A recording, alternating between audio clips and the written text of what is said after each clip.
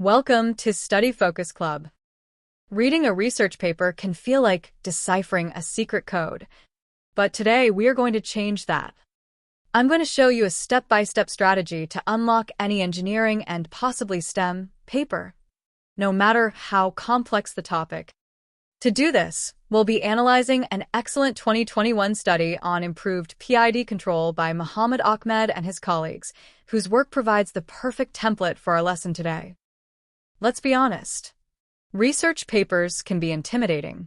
They are packed with technical jargon, complex math, and tens or even hundreds of references. Most students struggle because they treat a paper like a textbook, trying to memorize every word from the very first page. This almost always leads to confusion and information overload. The biggest mistake you can make is reading a research paper from beginning to end. These documents are not novels. They are highly structured data sets. To master them, you need to stop reading chronologically and start reading strategically. You should scan for the big picture first, and only dive into the details once you know the paper is relevant to your work.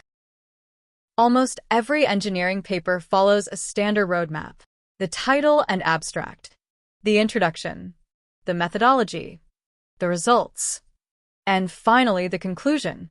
Understanding this anatomy is your first step to deconstructing any study, no matter your field of expertise. So, what is the correct order? We recommend this flow. Start with the title and abstract to filter for relevance. Then jump straight to the figures and tables to see the actual data. Read the conclusion to understand the final result. And only then, if you need the deep technical details, go back to the introduction and methodology. First, look at the title. We see the target is a DC motor and the method is an improved PID controller. This tells us the strategic value. Is this relevant to your specific research? If so, read on. For the sake of our example, let us assume that it is. Next, skip to the abstract. Look for the core result. Here, the authors state the new controller has superior performance. This is your spoiler. You now know the ending before reading the details. In the introduction, look for the research value. Ask, why does this matter? The authors point out that standard controllers fail in high-precision areas like radar tracking. This justifies the entire study. Look for theoretical context, limitations of current tech, and the research gap.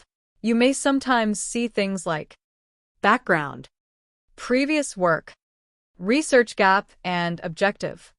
You will be able to find out why the research was done. You will get to know the scientific necessity. In the example, we see that previous methods fail in high-precision areas like radar tracking and aircraft actuators. Before we move on, let me briefly explain some of the jargon in this paper. The difference between the two methods is simple. The standard PID control method uses traditional error correction based on present, past, and predicted speed, while the PIDC method improves upon this by adding a reaching law to achieve faster, more precise control. You will also find jargon associated with your own field when reading other research papers. The methodology is your practical application. If you are building a simulation, you need the mathematics similar to that presented here, specifically the system equations and the new control laws. In the example paper, equations 1 to 4 describe the motor physics. Equation 7 gives the mathematical model. Equation 8 is that reaching law we mentioned earlier, and equation 11 gives the final improved control law. Also, while the authors don't name their software, standard tools like MATLAB Simulink are typically used to turn these equations into the results we see in the graphs.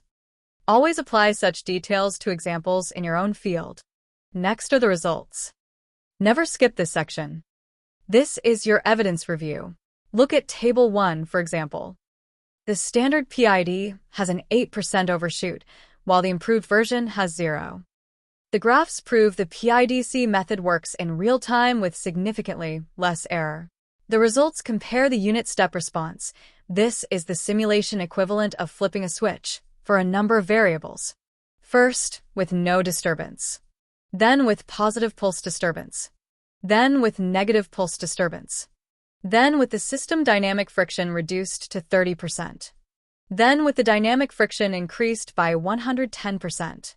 Then with combined moment of inertia reduced to 30% to cater for the response to a reduction on the loading effect. And finally with it being raised by 110%. You get the picture. Under these different conditions, the system showed a significant reduction of error signals, showing evidence of massive improvements in the motor control system. The authors also provided a summary of results. Finally, after that heavy analysis, check the conclusion for the key takeaway. The authors concluded that the new method showed a high level of robustness, meaning it can withstand future developments while maintaining its simple and low-cost advantages. The 15 references help you to find your learning map. The reference list is a mixture of research articles from journals, conference proceedings, and standard textbooks. For example, if the math is too hard, reference 13 points you back to a standard textbook.